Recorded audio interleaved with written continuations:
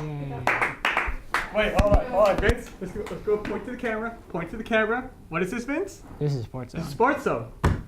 It's not an intro. Same time. You're like, okay. When have we ever had a good intro, though? Like, honestly. It happens every time.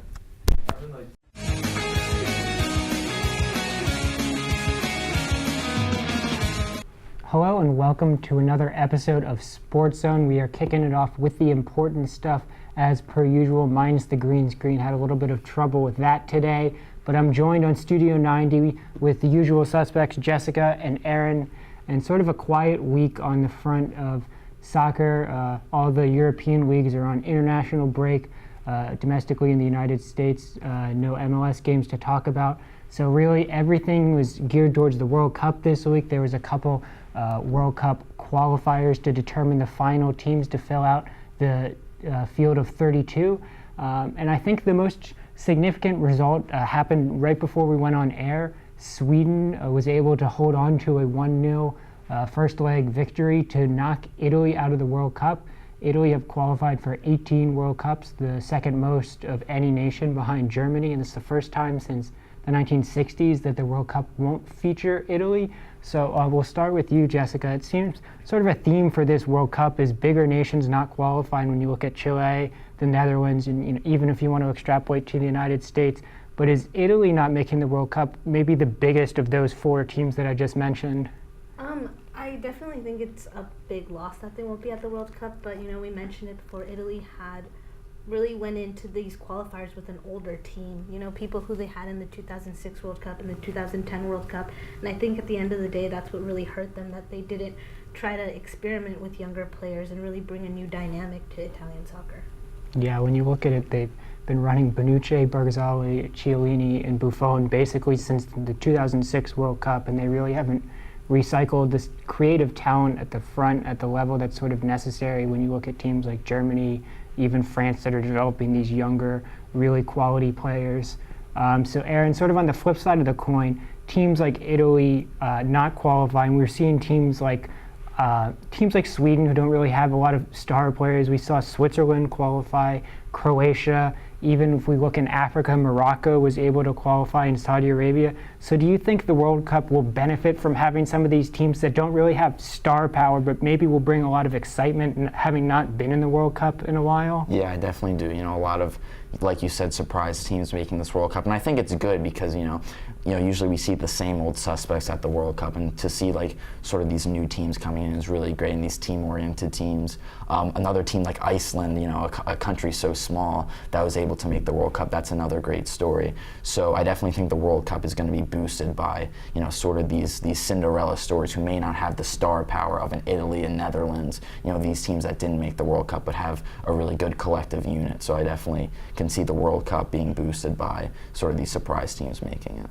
And sort of now that we have a fuller picture of the teams that are going to qualify, I think there's only 3 spots left to be filled with qualifiers to be played today or tomorrow and Wednesday. We can sort of take a holistic look at this World Cup and sort of see how it's going to shake out. And Aaron mentioned a lot of teams that maybe don't have a lot of star power or more team-oriented, and they may bring some excitement. But Jessica, do you think in terms of actual quality of the World Cup, it may suffer and we may see a lot of lopsided results from powerhouse teams like Germany and Brazil and France against these teams that maybe have excitement but being there, but maybe don't have the quality to compete with high-level teams? I definitely think that can be the case depending on how the groups play out.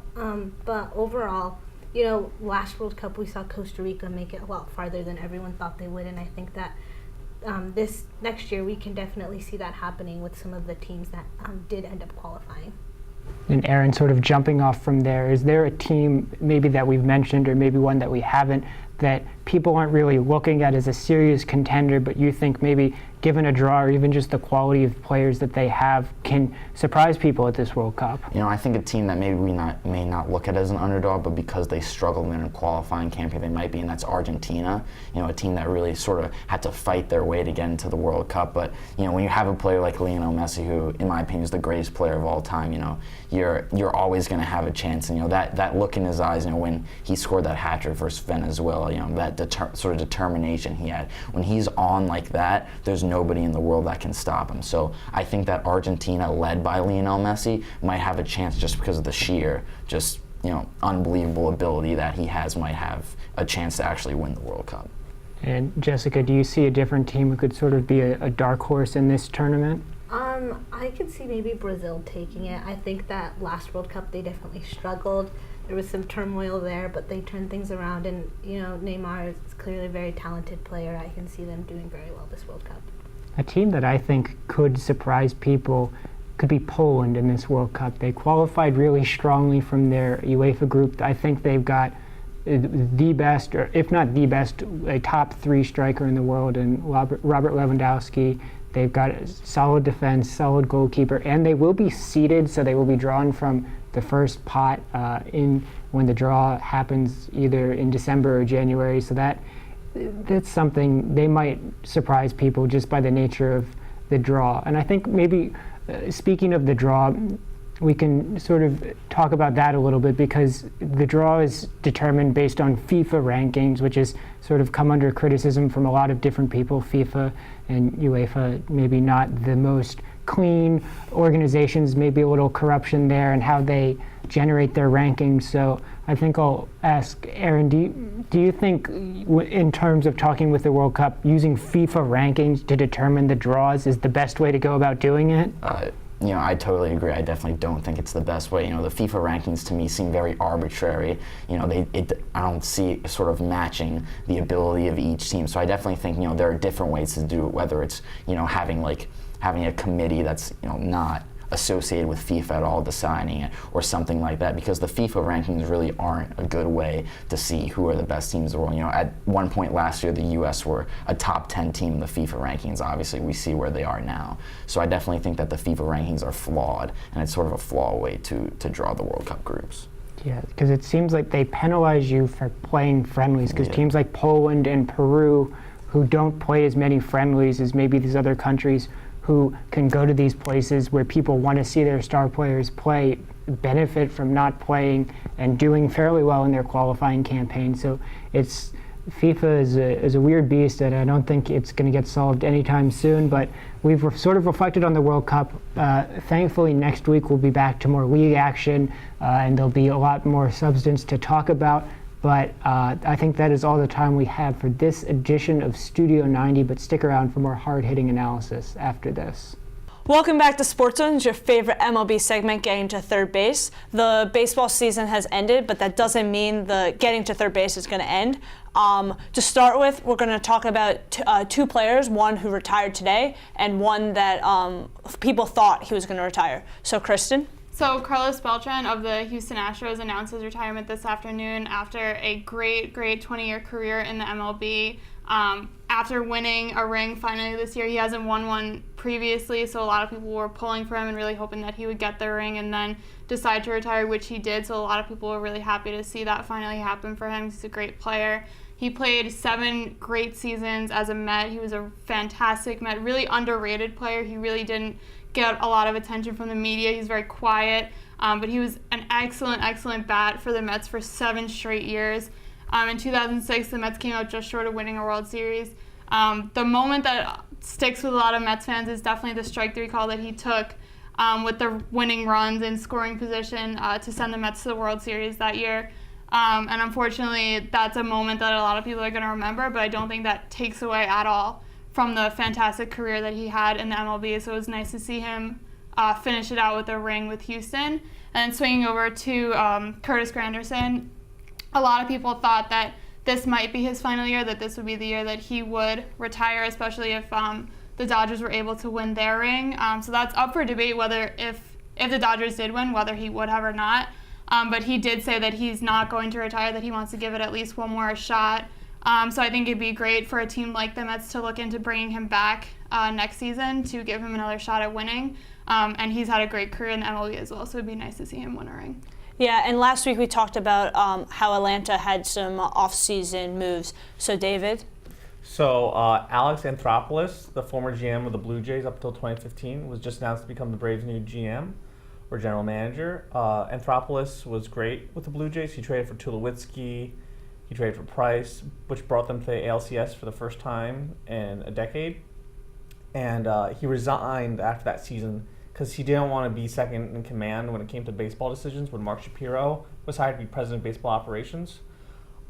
This is a great move by the Braves, I think. Their old regime had to resign after MLB found out that they were illegally signing international talent and domestic talent. And now investigation is still ongoing to find out how large the scope was. But it's good that the Braves can now move on going forward with this new GM who will hopefully be able to continue on strengthening the young players on the team and, maybe sign some bounce back veterans. Yeah, and today the Rookie of the Year awards are announced. Before we filmed, Aaron Judge of the New York Yankees, he won AL Rookie of the Year. He had 52 home runs, set the rookie record. He also had the most strikeouts in the league, so it's interesting that he won the award with having the most home runs, but then also most strikeouts. And on NL, we don't know right now, but Cody Bellinger looks like he's the front runner.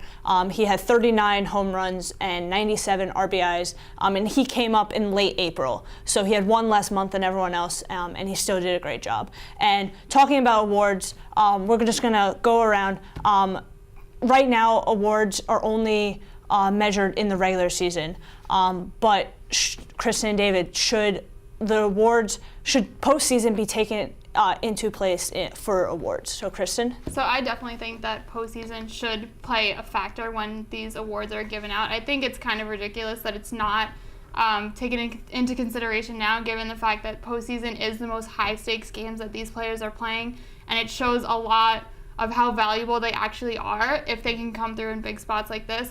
I think Aaron Judge, in some senses, obviously, is really deserving of this award. However, he did have the most strikeouts, and swinging over to the postseason, he really did not have a good postseason at all for the Yankees. He had a couple of home runs in there when they needed him to hit them. But overall, he struggled a lot this postseason. He had a ton of strikeouts. So I definitely think that while it plays into his credit that he did win the award, because obviously he did a really good job throughout the regular season for the Yankees. He was a great story, great to watch him all year. However, I do think that postseason should definitely be a factor, and I think that if it was a factor, then he might not have won.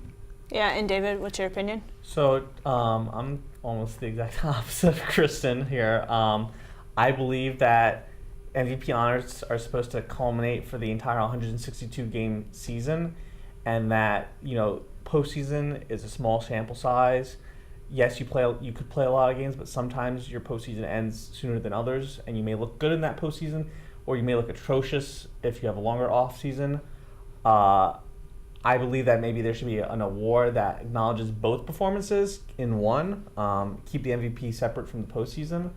That being said, if Aaron Judge wins the MVP this year and Jose Altuve does not, I'm going to retract all of this and say next week that I think it should be based off postseason play.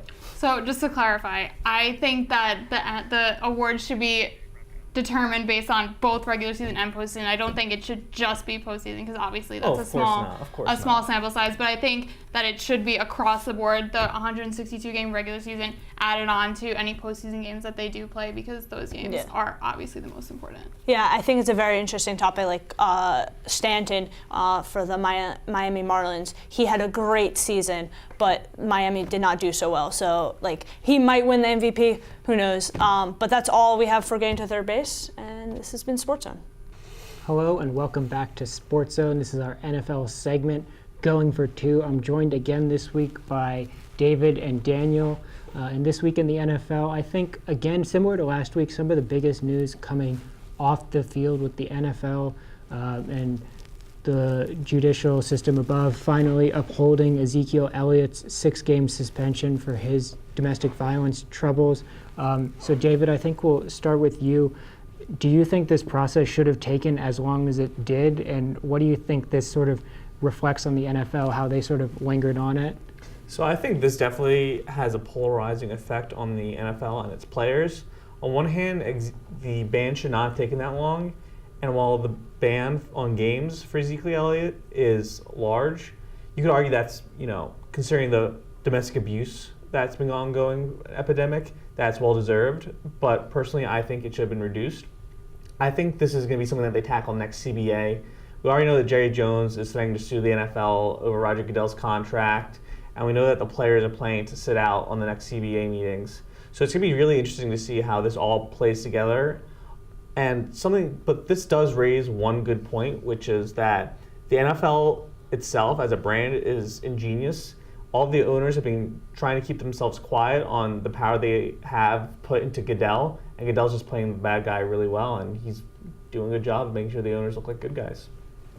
Yeah, and that sort of is underlying and simmering underneath the NFL. There are games being played as well, and so I think we'll talk about the Cowboys. In their first game without Ezekiel Elliott, they sort of stumbled and lost against the Atlanta Falcons. So, Daniel, how much of a factor do you think this was of missing Elliott, or do you think it was a contribution of other factors? I know we talked about before the segment they were having some offensive line issues. Do you think that was sort of a bigger factor in their loss? I do, actually. I think Tyron Smith's injury was a huge factor in their loss. Without him in the lineup, one single player had 6 sacks. That's unacceptable in my opinion. I mean, even for a backup to allow 6 sacks, that just shouldn't happen. And I think that actually played a much bigger impact than the Elliott suspension, because the Cowboys are stacked at the running back position. They've got Alfred Morris, who's a proven good running back, and Darren McFadden, who's also a good player. But fortunately for the Cowboys, they should have Tyron Smith back next week for their showdown against Philly. Yeah, and by virtue of the NFC sort of being weak, the Cowboys sort of can salvage it and chase a wild card spot, as it looks like their NFC East is sort of out of grabs, with Philadelphia really running away with that one. And sort of on the vein of the NFC being up for grabs, we can talk about some teams that we talked about last week who backed up their performances with victories this week. And I think starting with the Los Angeles Rams, who were victorious over the Deshaun Watson-less Houston Texans. David, I know this is a team we talked about last week, but sitting at 7-2, the second best record in the NFC, Seattle behind them in the division. Does Los Angeles, they've been putting together decent performances, but do you think when push comes to shove, they will be the top team in that NFC West? I do. I am a very strong believer in Jared Goff. I think Sean McVay was able to boil down the offensive schemes to something that Goff can understand, and as a second-year player, thrive in. They have Todd Gurley, who's been having an amazing season, leading the league in 10 touchdowns.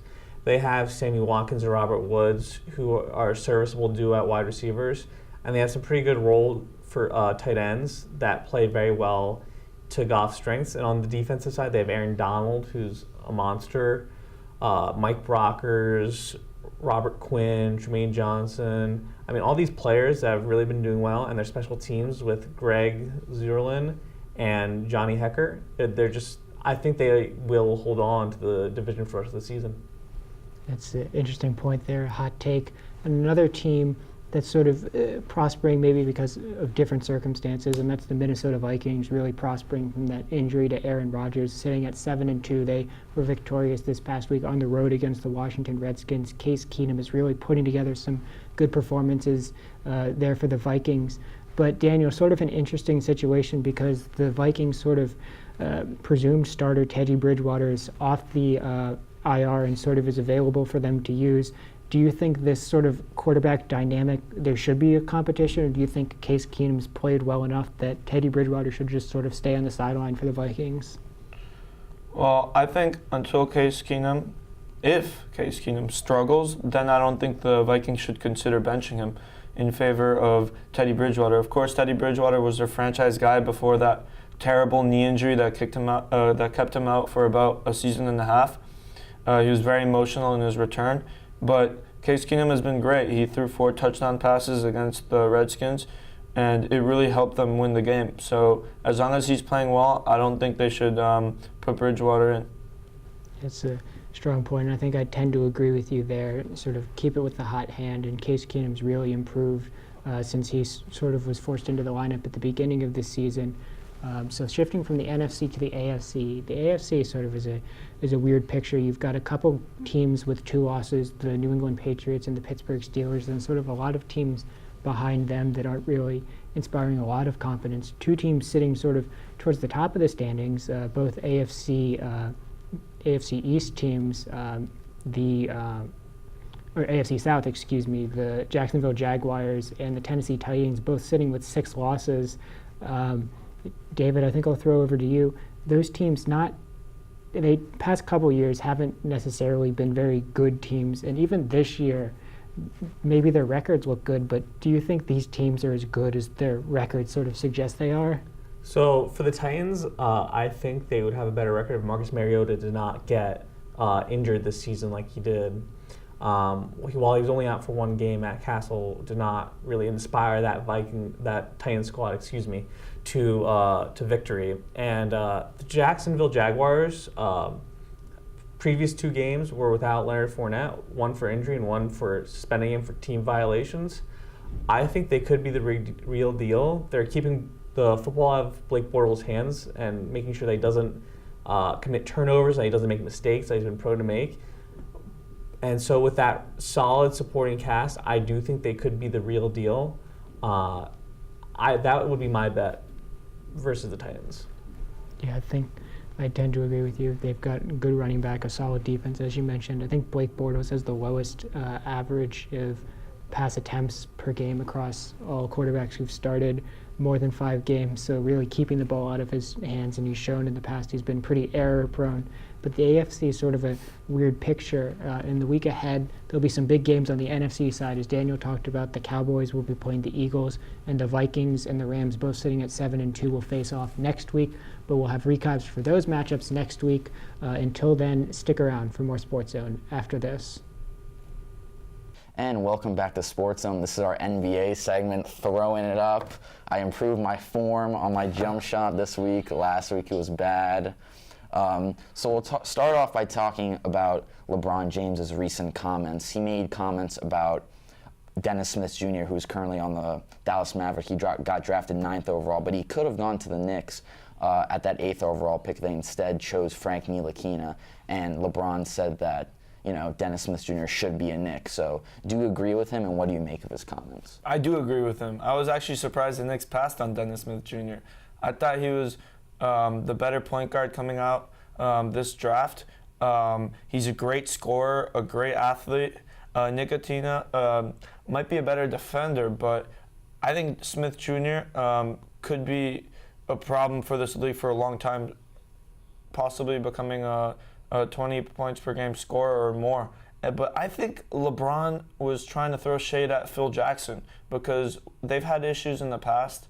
In fact, Phil Jackson included LeBron in a book in 2004 saying that players are too immature coming out of high school, and he included LeBron James in the book. And again, he threw shade at LeBron James last year, and that's when LeBron really went off on Phil Jackson. And I think here LeBron is still trying to make a point, trying to basically expose Phil Jackson. Yeah, I definitely tend to agree with that. LeBron and Phil Jackson haven't had the best of relationships in the past. But I do think that Frank Ntilikina definitely has potential. He's very good on the defensive end, and if he develops a jump shot on the offensive zone, he could definitely become a great player. But there was a big trade in the NBA this week. The Suns sent Eric Bledsoe to the Milwaukee Bucks for Greg Monroe and a pick. Definitely a big trade considering, Eric Bledsoe being a borderline star, and sort of the Bucks, a young up-and-coming team, getting another great piece. So what did you make of the trade, and do you think that now that Bledsoe's on the Bucks, they'll be able to compete in the Eastern Conference? Yeah, I think the Bucks really needed more scoring, I think, to help Giannis out. Obviously, right now they don't have Jabari Parker. We don't know how he's going to be when he comes back. He's torn his ACL twice. I think their guard play had been a little bit suspect besides Malcolm Brogdon, and now you have him leading the second unit, which I think is going to be great. I think he's going to shine there, and still he's going to get a lot of minutes. We'll see how Bledsoe plays. Obviously, he's pretty rusty. He hasn't played in weeks since the Suns shut him down, but I think this is a big step for the Bucks to potentially contend with the Cavs and the Celtics in the East, I think this was a great trade for them. Yeah, definitely. You talk about Malcolm Brogdon, who was the Rookie of the Year last year. He's going to be able to come off the bench now, be that sixth man, be that main scorer for the bench unit. So we're definitely going to see him shine a little more. But a big surprise in the Eastern Conference. We talked last week about the Celtics' prowess even after that Gordon Hayward injury, and they've continued that prowess. First in the Eastern Conference, and Kyrie Irving sort of showing that he's been able to lead a team by himself. So do you believe that the Celtics are being able to keep this up for the rest of the season? I do. I actually think they're going to grab the 1 seed in the Eastern Conference. I don't believe they're quite good enough to beat the Cavs in the playoffs, especially when Isaiah Thomas comes back. The Cavs, I believe, are going to be a different animal once that happens. But what really stands out about the Celtics is their defense. I mean, they've been locking opponents down, and they have one of the best defenses in the NBA. And it's surprising because a lot of people knocked Kyrie Irving for not being a good defender. And he's racking up a lot of steals and playing a lot harder on that side of the floor this year. Yeah, definitely. You talk about the Celtics playing well defensively, and a lot of credit's got to be given to Brad Stevens, their head coach, who did a great job last year leading them to the 1 seed and is doing a great job again this year.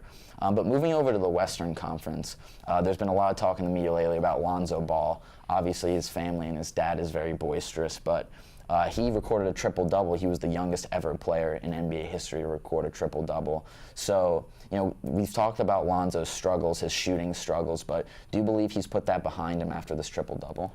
I don't. I still believe there's going to be a lot of growing pains. He's a rookie. Clearly, his shot has not been falling. He's shooting only around 30%, which is terrible. But in comparison, Jason Kidd, when he was a rookie, had very similar statistics through his first 13, 14 games. So I don't think it's a red flag quite yet. And to be worried about Lonzo Ball, he could still improve a lot. We'll see if he ends up changing his shot mechanics. Clearly, people have been very critical about how he shoots, kind of winding up from the side and pulling up on the other side. But we'll see. If he continues to struggle, we might see him change his form. I think that's going to be a big thing going forward. Yeah, you definitely talk about that jump shot that's been very suspect this season, but still a young player, still a guy that can improve a lot. But we talk about Lonzo Ball being a rookie, and the Rookie of the Year race really heating up. But one guy that's really stood out is Ben Simmons. Ben Simmons had an unbelievable season, for the Sixers. Trusting the process. Ben Simmons has been great. Joel Embiid's been great. So I just want to get your thoughts quickly on how Ben Simmons has played this season and how you see him in the future. I think it actually helped that he took a year off. He got a lot stronger. He probably worked a lot, watched a lot of film to see how the team can improve with his impact once he came in. And I think Ben Simmons is going to be a star for a long time in this league. And I think if he develops a jump shot, I think the league's got to watch out. I think the guy's going to be really good. He's already averaging great numbers, and he, in my opinion, is going to be the Rookie of the Year. Yeah, definitely. He's the leading candidate for Rookie of the Year right now. Playing great basketball, scoring, rebounding, getting assists, and he's definitely looked very good so far. But that's all we have for this segment of Throwing It Up, and more SportsZone after this. And welcome back to SportsZone. This is our favorite segment, Thumbles, where we talk about the good, the bad, the ugly in the world of sports and the world at large. So I'll start off by throwing a thumbs up to Christian Pulisic. I don't know if any of you read.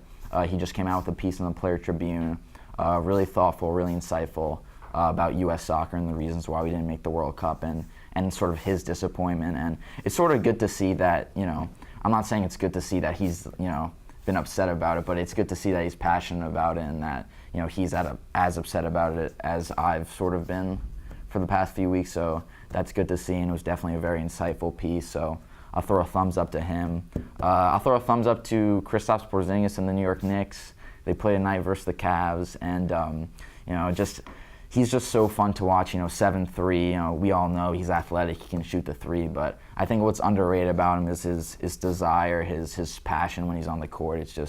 It's really great to see. Sort of this New York style of basketball is just really great to see from him. And another basketball thumbs. I'll throw a thumbs up to Lonzo Ball, who became the youngest player in NBA history to record a triple-double in a game. He's gotten a lot of criticism lately. Obviously, his family is very boisterous, but at the end of the day, I think he's a very unselfish player, and he's been struggling shooting, but I think he's going to be a great player in this league. And I'll go all thumbs up today. I'll just throw a thumbs up to sports in general. It's kind of been like a tough few weeks for me, in my personal life and in my academic life, but sports is sort of always a good escape for me. And I just love sports, so I guess I'll throw a thumbs up to that. And I'll throw it over to Kristen.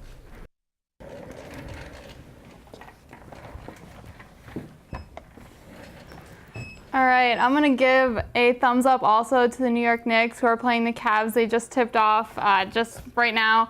So I'm going to give them the thumbs up. They've been really fun to watch, so hopefully they can have a big game tonight and win against a really good team. I'll give a thumbs up to Carlos Beltran for his retirement. He wrote a nice piece as well for the Players Tribune, which I read, which was awesome. He was one of my favorite players growing up, so it's nice to see him retire with a ring. I will throw a thumbs down to myself on the baseball segment. I caught myself after I said it. I said that it was great watching Aaron Judge this season. It was not great at all. The only thing I like watching him do is strike out, which he did a lot of this season as well. So I'll give a thumbs down to myself for misspeaking and saying that it was great to watch him, because it wasn't only when he was striking out I like to watch him. That's all the thumbs I have today. Here's Jessica.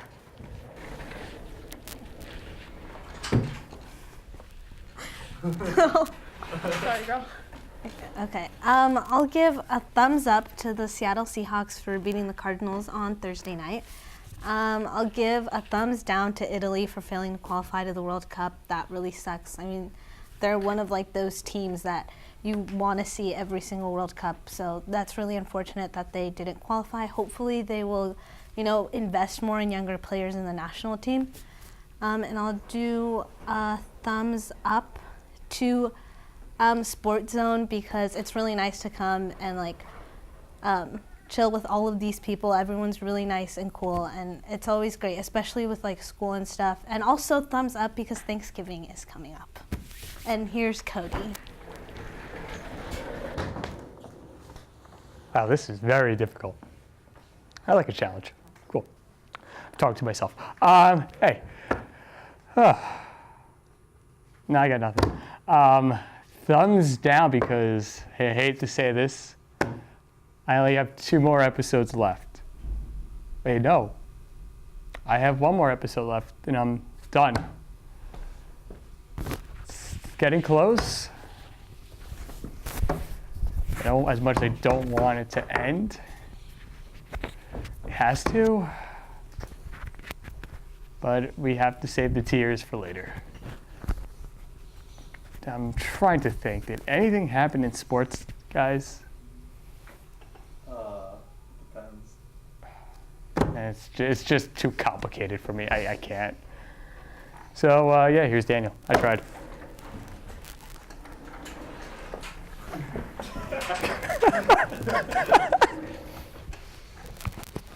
I'm going to give a thumbs up to the New Orleans Saints for having a huge victory on the road against a pretty good Buffalo Bills team. They're proving that they could be a real Super Bowl contender. I'm going to give a thumbs down to the Cavaliers. They're still struggling, and as of right now, they're actually sitting outside of the top 8 of the Eastern Conference. We'll see how that turns out once Isaiah Thomas comes back. I'm going to give a thumbs up to the Jacksonville Jaguars, who are sitting at 6-3. Yep, that's pretty surprising. Normally don't hear the Jaguars being 3 games over 500, but they are. And I'm going to give a thumbs down to the New York Giants. They continue to struggle, and even with Eli Manning still playing, they're still losing to a lot of teams, including a then winless 49ers team. Thank you.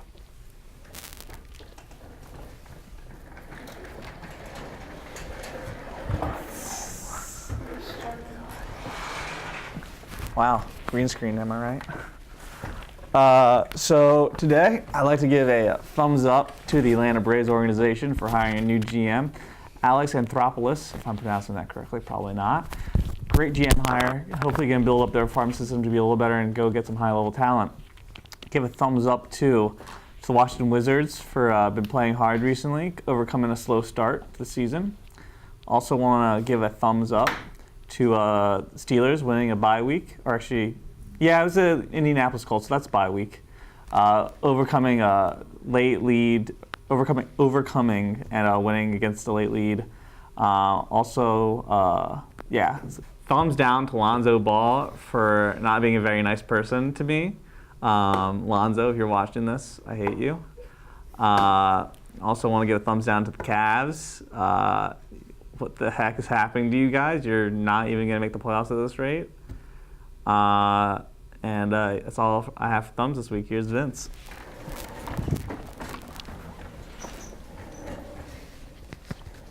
All right. So I'm gonna go thumbs down to the green screen problems that we've been having. Not only does it rear its ugly head and appear in thumbs again, but it forced me to wear this stupid jacket the entire show because I decided to wear black today. Like if I was wearing black and we had the green screen, it would be fine, but I looked like my head was floating, so now I have to wear this ridiculous Bobby Knight attire. So we'll go thumbs down to that. We'll go thumbs down to the Lonzo Ball David beef. I think it's moving up there on the power rankings. I would put it behind Jake Elmsley, Ryan Siegel in the SportsZone beef rankings right now, but there was a lot of heated energy there, so it boosted itself in the SportsZone beef power rankings. Always love some beefs on SportsZone. But I'll also give a thumbs up to the Steelers.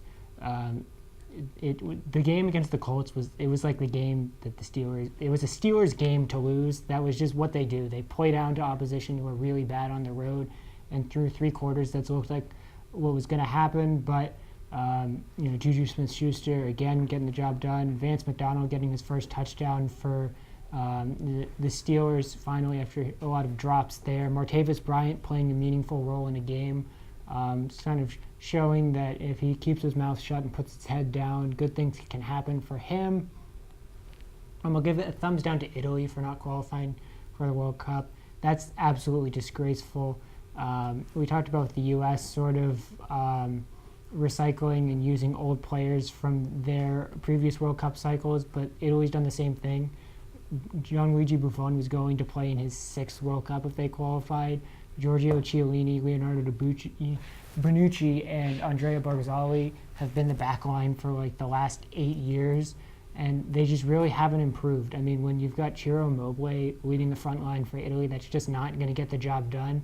And aside from Marco Verratti, they really haven't developed quality young players. Like they took Giaccherini, Matteo Darmian to the last Euros. Like those players aren't very good at all. It's really been the generational gap after their sort of 2006 team that had experienced all the glory, and even the 2010 or 2012 team that made it to the Euro final. They just don't have good young talent at all, and it's sort of really upsetting. And I can bet you, the U.S. has certainly forgotten that the United States is not in the World Cup, but Italy won't forget in 2 weeks' time that they're not in the World Cup. Those players will be lucky if they can leave their homes at night comfortably without fear of negative things happening to their lives. So Italy, they care about the World Cup. They care about not making it, not like the United States. I'll throw a thumbs up because college basketball season is back. Throw a thumbs up to VCU. VCU men's basketball team getting a W on opening night. New head coach Mike Rhodes getting a victory. They beat Grambling. Also sort of weird, Chris Lane playing on the VCU team. I sat next to him sophomore year in creative writing class. He didn't turn in anything, and he was kicked off our basketball team because he was failing classes, so then he transferred and went somewhere else, and now he's starting on VCU. So, good for him, I guess. Comeback story of all comeback stories. But I'll throw a thumbs down to the AU men's basketball team because they're garbage. They lost by 40 points to Kansas State, and I don't think it's going to get much better when they play lower quality teams. They just don't have anybody, and they're not very good right now. But I'll end on a positive, so I'll throw a thumbs up to the AU women's volleyball team. They will be hosting the Patriot League tournament this coming weekend, going for their 5th title in a row. They are red hot, have won 16 games in a row, so hopefully the ladies can bring home another championship to AU, but I think that is all I have. So I will throw thank yous to David and Kristen and Aviva and Cody and Aaron and Jessica and Daniel and everyone else who's sort of been helping us out with SportsZone. We were not able to get the green screen figured out. Hopefully we can get it sorted out for next time. But until then, thank you for watching SportsZone.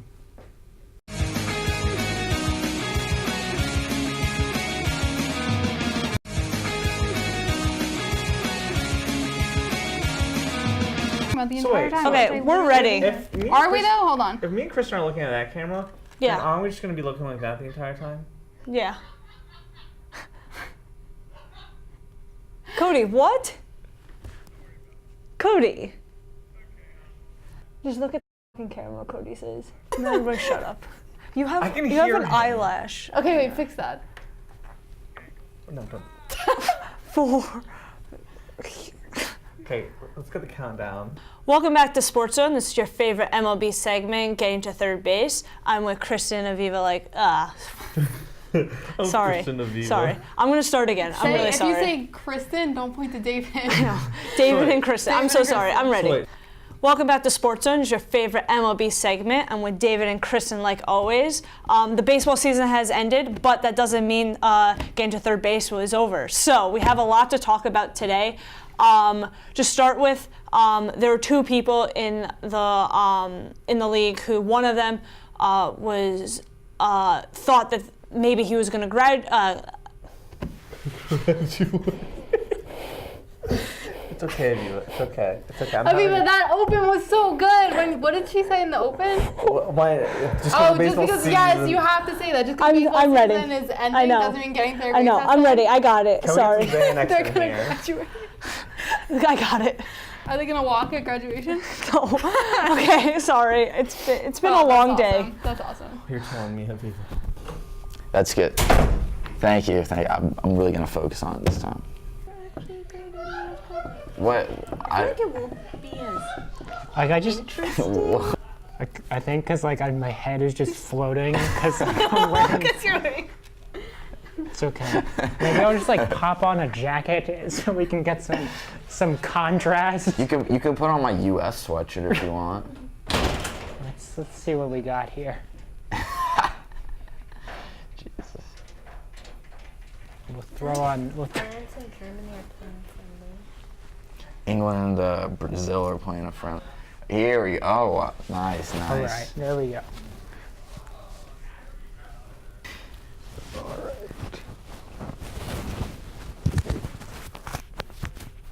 I feel like this isn't gonna make a difference. This just makes me feel. All right. No, that's much better.